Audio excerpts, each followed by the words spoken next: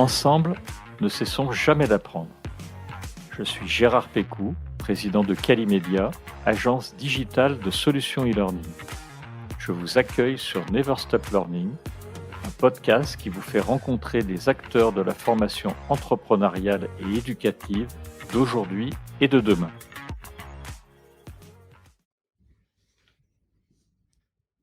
Bienvenue à nos auditeurs et à nos auditrices. Aujourd'hui, je vous propose un épisode un peu spécial puisque je n'ai pas d'invité. En revanche, je suis accompagné de mon fils Quentin qui m'aide à réaliser ces podcasts. Comme vous le verrez, c'est un petit peu une entreprise familiale pour ces podcasts. Bonjour Quentin. Bonjour. Alors, avec Quentin, quand nous avons lancé ce projet Never Stop Learning, on voulait se laisser une dizaine d'épisodes pour voir où ça nous amènerait. Aujourd'hui, on est à 16 épisodes et on s'est dit que c'était le bon moment pendant cette période estivale pour faire un point sur cette aventure de podcast. On a donc eu l'idée d'en faire un épisode hors série pour partager ce moment avec vous. Exactement, ouais. On a abordé tous les thèmes qu'on voulait aborder. On a parlé de neurosciences, de formation professionnelle, qu'elle soit digitale ou présentielle. On a parlé de la formation universitaire aussi. On a parlé d'andragogie. On a vraiment abordé tous les thèmes et on s'est dit que c'était un peu l'occasion de faire le point, de parler de l'envers du décor aussi, comment le projet est né et raconter quelques petites anecdotes qui sont intervenues pendant la création. Alors justement, est-ce que tu peux te présenter à nos auditeurs et qu'est-ce que tu fais réellement pour Never Stop Learning ? Oui, alors moi je suis du coup rédacteur web, donc je travaille avec des entreprises pour améliorer leur communication digitale. Et du coup pour le podcast, je m'occupe de la ligne éditoriale, c'est-à-dire que je vais discuter avec toi des invités qu'on souhaite recevoir, des différents sujets qu'on veut aborder, et puis après je vais vraiment me pencher pour créer un squelette d'épisodes. Il faut savoir qu'on scripte pas nos épisodes, mais on crée une petite trame pour avoir vraiment tous les thèmes qu'on veut aborder et quelques questions spécifiques qu'on veut pas oublier et qu'on veut faire apparaître sur les épisodes. Et du coup, c'est un peu notre feuille de route qui nous sert à cheminer l'épisode. Et aussi, je vais m'assurer qu'on respecte du coup le format, donc créer quelque chose qui va pas dépasser, qui va pas être trop court. Et puis après, je m'occupe aussi d'une partie un peu plus technique où je t'aide à installer le matériel, à enregistrer les épisodes et voilà, tout ça. Alors c'est vrai qu'on ne scripte pas du tout les épisodes. Comme tu le dis, on fait une feuille de route, ce qui quelquefois perturbe un petit chouïa nos invités. Et en fait, c'est une vraie volonté de faire ça. Ouais, c'est vrai. Comme on en a discuté, on s'est dit que, vu qu'on a un format un peu court, on pourrait laisser libre champ vraiment au 100% naturel, mais les épisodes seraient beaucoup trop longs. Si on veut faire quelque chose d'assez concis et qui soit assez complet aussi, on est obligé de garder cette feuille de route qui nous sert à pas partir dans tous les sens et à vraiment rester sur ce qu'on veut aborder, sur les sujets très spécifiques de chaque épisode. Du coup, toi, qu'est-ce qui t'a donné envie de créer un podcast premièrement ? Alors, en fait, on l'avait un petit peu expliqué dans l'épisode 1. Moi, j'écoutais des podcasts de mon côté. J'en ai cherché sur l'andragogie et bien sûr le monde des entreprises. Et en fait, j'ai pas trouvé grand-chose. Donc du coup, je me suis dit qu'il y avait peut-être quelque chose à faire. Il y avait juste à l'époque des podcasts universitaires ou dans l'enseignement pour les enfants. Donc on abordait plus la pédagogie, des choses, vraiment des podcasts super intéressants, mais vraiment pas grand-chose sur l'andragogie. Et puis, toi, à l'époque, tu écrivais une série d'emails, d'articles sur quelque chose qui s'appelle Entreprendre un podcast, dont tu vas nous parler. Exact. Et en discutant, en fait, l'idée a germé petit à petit. Ouais, c'est vrai, j'ai travaillé sur une formation qui s'appelle Entreprendre un podcast, du coup qui est créée par Mathieu Stéphanie et Clémentine Gallet, qui sont deux grands podcasteurs français. Des très bons. Ouais, desquels on s'est beaucoup inspiré d'ailleurs. À chaque fois qu'on avait une petite qu'on avait besoin de réfléchir à créer quelque chose ou qu'on avait des petites questions qu'on se posait et tout ça, on allait voir un peu ce qu'ils faisaient pour s'inspirer. Donc merci. Merci à Mathieu.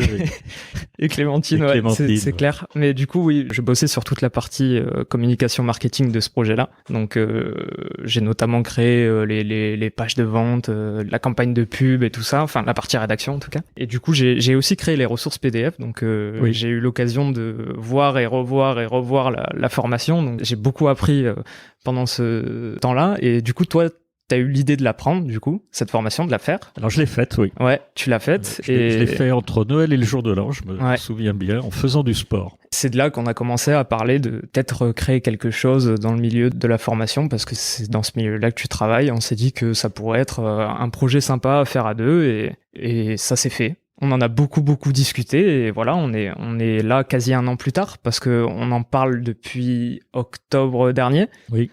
Donc ouais, dans 2 mois, ça fait 1 an. Du coup, c'est apparu en février pour les auditeurs parce que ça a quand même maturé. On en a parlé un petit moment, on s'est renseigné sur ce qu'on pouvait faire. Trouver nos premiers invités aussi, ça a été un petit peu long. Vraiment trouver le format. Il y a vraiment eu tout un travail en amont de réflexion et de travail de format, de sujets et de recherche d'invités et tout ça. Tout à fait. Et du coup, effectivement, réflexion en octobre, novembre. Moi, j'ai écouté, comme je le disais, entreprendre un podcast, donc entre Noël et le jour de l'an. J'en ai parlé à mon associé et avec notre responsable du marketing, donc mon associé qui s'appelle Christophe Fabre et notre responsable du marketing Stéphanie Lesquezec, et on en a fait un objectif commun. Et cet objectif, en fait, c'était vraiment de mettre en avant nos invités, sans parler de l'entreprise, de faire émerger des idées, des concepts, des choses intéressantes, mais pas du tout de faire la promotion de qui que ce soit. On a donc fait mûrir le projet, on a dû rassembler aussi le matériel, ce qui n'était pas forcément simple parce qu'il a fallu l'acheter. Et je dois dire que malgré toute la qualité d'entreprendre un podcast, entre le fait de l'écouter, de voir un certain nombre de choses sur des PDF et puis le mettre en œuvre, ça a été une autre paire de manches. Ah ben il y a toujours la théorie et la pratique. C'est ça. C'est vrai que quand on se retrouve face à tout le matériel et qu'on se dit comment je vais apprendre tout ça, c'est pas forcément la même chose. Bah surtout quand un des éléments essentiels qui est un Zoom H6. Alors un Zoom H6, c'est un enregistreur professionnel qui est utilisé par un très grand nombre de journalistes, reporters d'images par exemple. Ça sert à enregistrer les concerts aussi. Ça sert à enregistrer les concerts. C'est du très très bon matériel. Sauf que la particularité, c'est que nous, on l'a reçu sans aucune notice technique. Rien du tout. Et ça a été un peu la galère pour apprendre, parce que vous savez, vous recevez une boîte noire, c'est exactement ça, avec 4 boutons, des micros qu'il faut brancher, une interface logicielle et puis rien d'autre. Donc il faut se débrouiller avec ça. Oui, il y a beaucoup de paramètres à savoir et c'est assez technique quand même à utiliser. Et c'est vrai que quand on n'est pas initié, ça rebute un peu au début. Exactement. Et puis on a eu la période Covid et le besoin d'enregistrer à distance énormément, puisque le Zoom H6 normalement, c'est un enregistrement direct comme on est en train de faire actuellement. On branche des micros et là pour le coup c'est très simple. On branche des micros, on appuie sur un bouton, ça marche. Une fois qu'on a compris comment brancher les micros et bien utiliser l'interface, c'est super simple. Mais par contre, à distance, il faut connecter le Zoom H6 à un ordinateur portable pour utiliser la carte son de l'ordinateur. Alors, ça paraît simple comme ça, mais en fait, pas du tout. Ne serait-ce que pour trouver le petit connecteur entre le Zoom H6 et l'ordinateur, ça, c'était une bonne galère. Ouais, parce que c'est un connecteur particulier. C'est vrai qu'on l'avait pas, du coup, on a dû recommander, donc attendre encore, je sais pas, on a dû attendre 1 semaine pour le recevoir. Et c'est vrai qu'on a passé des après-midi à regarder des tutos sur Internet, à chercher cette fameuse notice manquante. Oui. Puis elle a beaucoup de pages aussi en anglais, donc ça a été un petit moment pour l'apprendre. Il y a aussi le logiciel qu'on utilise, qui est Zencastr, qui pose quelques soucis, et c'est vrai que entre les deux, Zencastr et le Zoom H6, c'est pas forcément une partie de plaisir à régler les deux. À chaque fois, il y a toujours un petit quelque chose, et en plus, le premier jour d'enregistrement a approché à grands pas. C'est vrai. On a su l'utiliser. Je sais pas, quelques jours avant le premier épisode. Ouais, je dirais même quelques heures, je crois. Je pense ça. C'était un peu tendu, le premier enregistrement. Ceci dit, c'est du très très bon matériel. Hein. Ne croyez pas que... Ah oui, bien sûr. On dénigre les choix qu'on a faits. Encore une fois, merci beaucoup à Mathieu Stéphanie, parce que c'est vraiment du super matériel. Le problème, c'est qu'effectivement, sans formation, il a fallu, comme le dit Quentin, chercher des tutos. Ça donne un son très très bon. Et d'ailleurs, j'en profite pour remercier notre ingénieur du son, Katia Vasseur, qui fait un boulot merveilleux à chaque fois qu'on lui envoie les fichiers son, puisqu'elle élimine toutes les petites imperfections, les bruits de bouche, les choses comme ça, et les épisodes avec Zencastr, avec le Zoom H6 et Katia sont vraiment excellents. C'est vrai qu'on voit vraiment la qualité avant, après. On a la volonté de lui demander de pas trop couper. Enfin, on lui demande pas de faire de coupe. En fait, on demande juste de régler le son et d'améliorer la qualité. Et c'est vrai qu'elle le fait à merveille. Tout à fait. Ça, c'est une vraie volonté de pas faire de coupe. On en a fait très très peu, sauf quand moi, surtout, et quelquefois nos invités se ratent sur une phrase. Là, on coupe et on recommence. Mais sinon, on vous garantit que les épisodes, c'est vraiment comme si on faisait du direct. Et il y a absolument pas de coupe. D'ailleurs, je tiens à remercier tous nos invités puisqu'on a eu 16 invités jusqu'à présent et aucun ne nous a demandé de faire de coupe. C'est vrai. Alors, on a enregistré 16 épisodes, comme je le disais, avec des invités vraiment de qualité. Donc, je voulais vraiment remercier les invités sans qui ce podcast n'existerait pas. Il faut le rappeler quand même. Et je dois reconnaître que chaque fois, avec Quentin, on a pris vraiment beaucoup de plaisir à enregistrer chacun de ces podcasts où on a appris énormément de choses. C'est vrai. On a eu beaucoup d'invités très variés, de milieux vraiment différents. À chaque fois quasiment. Et on a abordé énormément de sujets. On a bien sûr parlé de formation digitale, mais on a aussi parlé d'autres grands thèmes qu'on souhaitait aborder. Donc je l'ai dit un peu au début, mais il y a eu la pédagogie, l'éducation universitaire, mais aussi en entreprise, donc l'andragogie, les neurosciences. On a parlé de technologie aussi. On en a appris vraiment un paquet, quoi. On a reçu beaucoup de monde. Alors tout à fait, on a reçu des auteurs, alors on peut les citer, d'ailleurs vous pouvez les retrouver sur Apple Podcast, SoundCloud, Spotify, Deezer, ou le site Calimedia. Sur le site Calimedia effectivement qu'on reprend, donc c'est disponible partout. Pour les auteurs, on a reçu Marc Poncin, qui est venu nous présenter son livre Du présentiel au e-learning efficient. On a reçu Tariq Cherkaoui, qui est l'auteur du livre Réussir avec le digital learning. On a reçu Philippe Lacroix sur les 3 dimensions de l'hybridation et de la formation. Erwan Devez, qui a écrit des livres, mais qui était surtout venu nous parler de neurosciences. Et comme j'ai été très bavard avec Erwan, on a dû faire, parce qu'on tient à respecter chaque fois des épisodes qui font 30 à 40 minutes maximum. Et avec Erwan, on s'était un peu trop lâché. Donc, du coup, on a eu un épisode de 1h20. 1h20 d'enregistrement qu'on a dû couper en 2. Voilà. Et la première partie, on a fait améliorer son parcours grâce aux neurosciences, son parcours de formation, bien sûr. Et puis, on a fait un 2e épisode dans la foulée qui était juste la suite et qui était apprendre efficacement en utilisant les neurosciences. Dans les auteurs, on peut aussi citer Sonia Huguenin qui a fait un podcast à partir de la thèse qu'elle a faite sur se former avec les micro-accréditations. Elle était venue nous parler de MOOC en fait. C'est vrai. À la rentrée, on aura une autre auteure dont on peut citer le nom puisque l'épisode est déjà enregistré. On le mettra en ligne au tout début de septembre. 2 semaines après la sortie de cet épisode-là. Exactement. C'est Aurélie Van Dijk qui a sorti un livre super intéressant qui s'appelle Réinventer vos formations avec les neurosciences. Et on parlera vraiment formation en général, pas que digitale, la formation en général, de présentiel, de distanciel, d'hybridation et le tout à base de neurosciences et on vous présentera cet auteur vraiment très très intéressant. On a eu aussi des grands acteurs de l'industrie. Alors je tiens particulièrement à remercier tous ceux qui sont intervenus. Donc il y a eu Jean-Claude Roche qui est intervenu, ça a été notre premier épisode, tout premier épisode. Premier enregistrement aussi. Je tiens particulièrement à le remercier parce que c'était pas super simple en fait. Jean-Claude a travaillé pour des grands groupes industriels.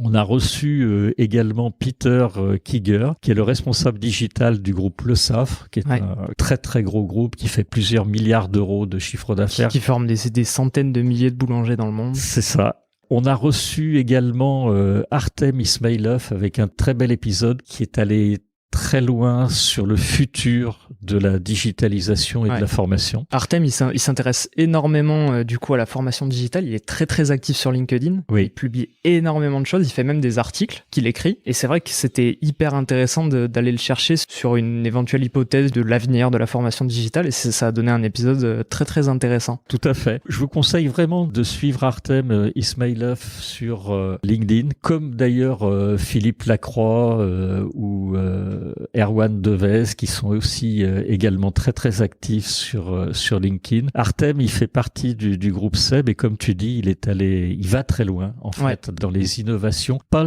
spécialement pour le plaisir de faire des innovations ou d'utiliser des choses innovantes, c'est dans le souci vraiment de former dans un environnement multiculturel toute une série de collaborateurs du groupe SEB. On avait reçu aussi Jean-Marc Oluski et Serge Delter du groupe RH Partners qui étaient venus nous parler des risques psychosociaux.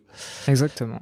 Et puis, on a eu des acteurs de la santé qui ont été superbes. Je me souviens de l'épisode avec le professeur Marc Ichou qui nous a emmenés sur l'envers du décor de la formation à l'ICM, ou à l'Institut du cancer de Montpellier. Un superbe épisode que moi j'ai vraiment beaucoup aimé avec Mathieu Lacambre qui s'occupe des enfants, qui est venu nous parler de la BOT, qui est un outil digital qui va permettre d'aider des enfants. D'accompagner les enfants victimes de pédocriminalité. C'est ça, et qui fait un boulot fantastique. Jérôme Leleu, qui nous a parlé de e-santé et qui nous a donné un petit peu le décor d'Interaction Healthcare. Ouais, qui a des anecdotes incroyables. Ah oui. J'en revenais pas quand on l'enregistrait. Moi, je le connaissais pas et c'est vrai que quand on l'écoute parler de sa carrière, c'est impressionnant. Ah oui, il a des très belles choses. Si vous n'avez pas écouté cet épisode, n'hésitez pas à le faire. Et puis, Marc Dumont, donc c'est le dernier épisode qu'on a enregistré. Marc Dumont, qui est le délégué général pour la région Provence-Alpes-Côte d'Azur de l'ANFH, qui est venu nous parler de la formation dans la fonction publique hospitalière. Ouais, la NFH, c'est l'Association nationale de la formation publique hospitalière. Tout à fait. C'est un gros institut et finalement, beaucoup de monde ne s'imagine pas ce qui se passe derrière tout ça, quoi. C'est dingue comment c'est ficelé et ce qui se passe réellement. Tout à fait. On s'y attend pas. Non, c'est très efficace. Et puis on a eu un épisode qui était très sympa sur la digitalisation de la formation universitaire avec Olivier Sautel et Loluta Huprel. Olivier Sautel étant un professeur de droit qui fait 4 ou 5 diplômes universitaires, qui donne des cours à l'université de Montpellier et qui est venu nous dire comment finalement une université qui était pas forcément axée sur le digital, le droit, c'est beaucoup de propos oraux, avait été obligé de faire de la formation digitale et d'accélérer cette mutation pendant le Covid et puis post-Covid et on a appris également beaucoup de choses sur des gens qui n'étaient pas forcément préparés, un univers qui n'était pas forcément préparé à faire du digital et puis qui a dû en quelques mois passer de rien ou pas grand-chose à quelque chose de très très efficace. Peut-être que je m'avance un peu, mais je pense que c'est une bonne représentation de ce qui s'est passé dans un peu tous les milieux universitaires qui étaient pas du tout familiers avec la formation digitale et qui se sont retrouvés à devoir faire du distanciel sans forcément maîtriser l'envers du décor et du coup, ça donne une petite idée de ce qui s'est peut-être passé dans toutes les universités en France avant, et pendant et après Covid. Alors tout à fait. Je pense qu'il y a des universités qui étaient plus près que d'autres. Ouais, bien sûr. Les facs de médecine notamment étaient plus digitalisées, un peu plus digitalisées. Pour beaucoup, effectivement, je pense que ça a été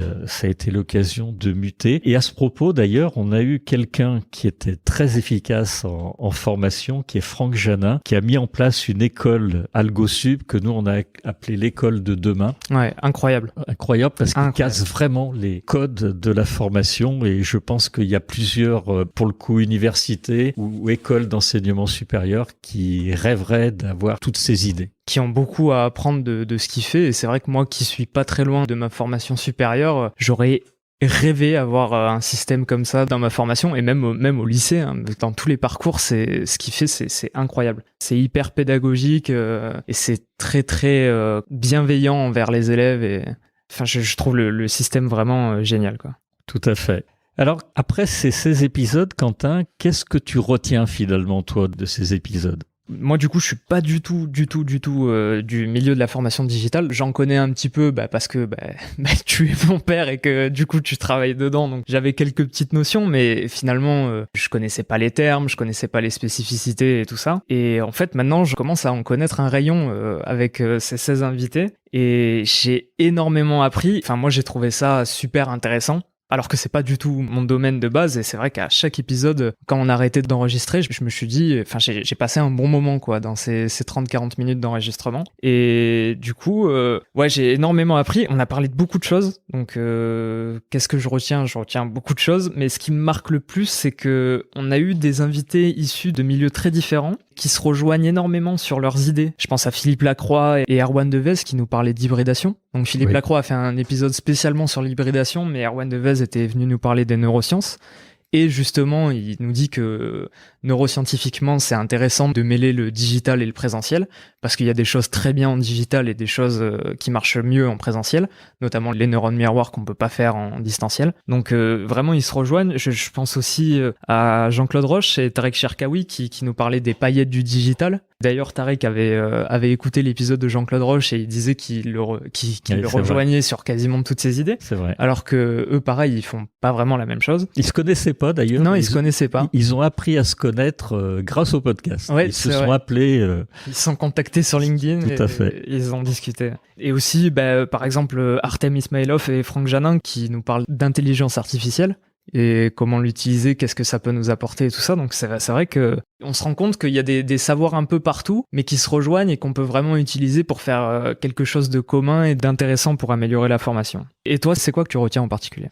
Alors moi, je suis plutôt d'accord avec toi. Il y a eu des choses qui se sont regroupées, mais il y a eu des avis effectivement très différents sur pas mal de sujets et c'est ça qui est génial parce que ça a permis aux auditeurs et aux auditrices d'avoir un maximum d'informations sur certains sujets et à tout le monde finalement de se forger un avis personnel au travers de ces 16 épisodes. Pour nous, c'était le but du podcast, d'apprendre grâce au savoir de chacun, de partager un certain nombre de choses. C'est un milieu en fait où on l'a bien vu, où l'innovation ne cesse d'accélérer. Il y a beaucoup de choses qui sont possibles et on n'est pas allé au bout. Il y a des invités géniaux qui ont apporté des idées vraiment splendides et je vous conseille, si vous n'avez pas écouté l'ensemble des épisodes, d'aller faire un tour sur l'une ou l'autre des plateformes.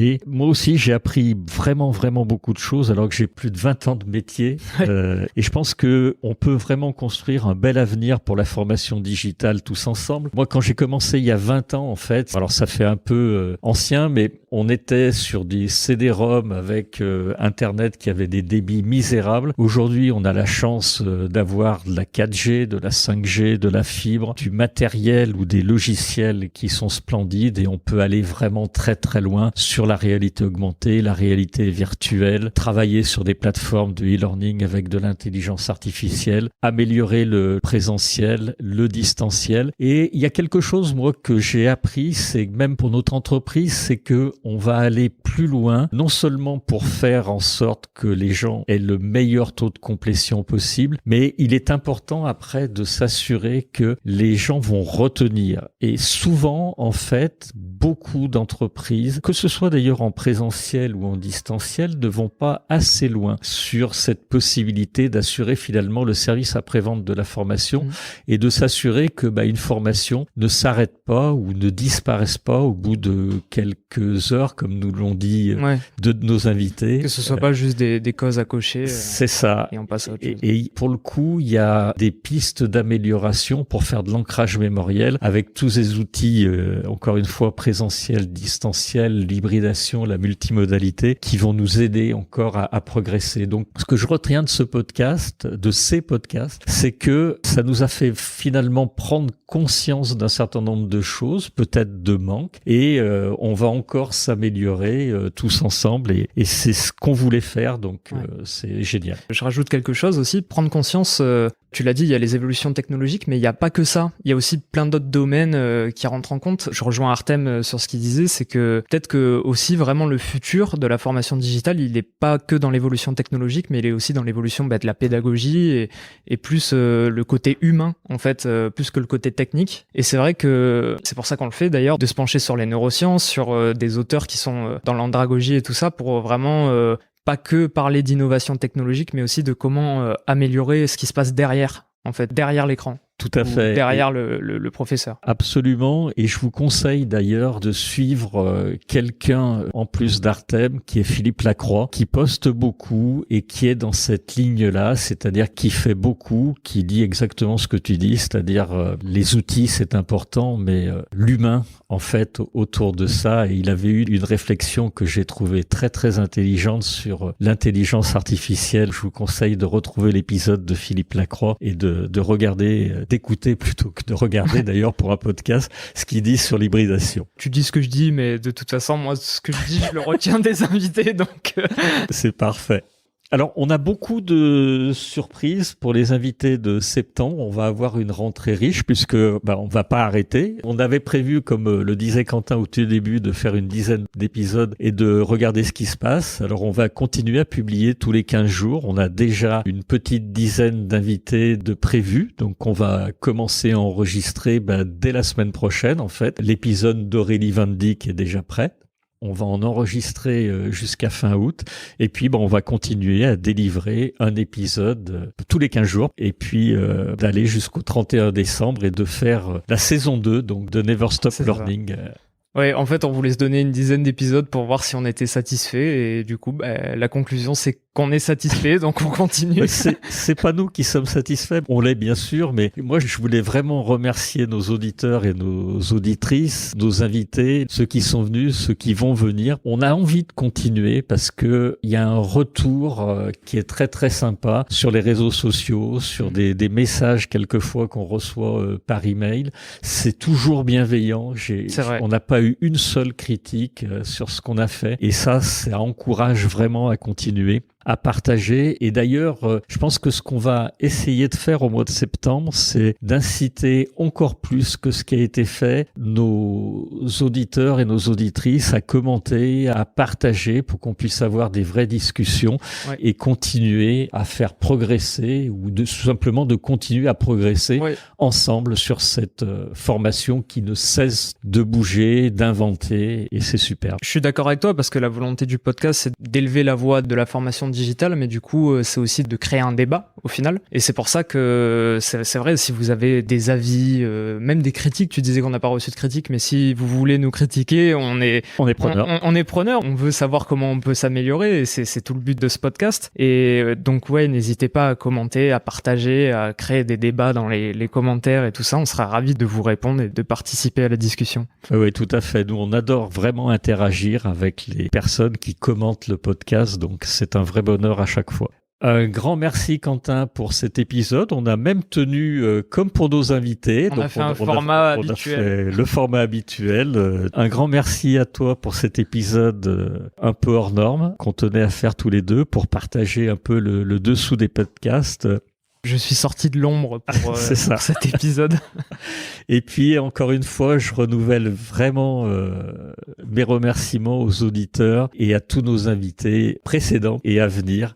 Donc, merci à vous tous et n'hésitez pas donc à vous abonner sur le podcast Never Stop Learning. J'en profite aussi parce que du coup, j'ai jamais l'occasion de le faire, de remercier tous les auditeurs et tous les invités aussi. Et moi aussi, mon mot de la fin, ce sera on vous attend dans les commentaires pour discuter avec vous.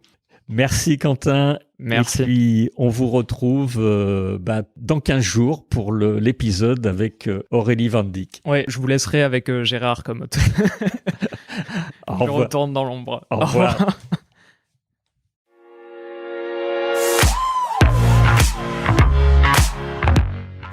Vous êtes arrivé à la fin de cet épisode. Je vous remercie pour votre écoute attentive. Si l'épisode vous a plu, partagez-le auprès de votre entourage et donnez-lui une bonne note suivie d'un commentaire sympathique pour nous aider à grimper dans les classements. Je suis Gérard Pécou, président de Calimedia. Si vous cherchez une solution e-learning, rendez-vous sur calimedia.fr. Notre équipe vous accompagnera avec un très grand plaisir.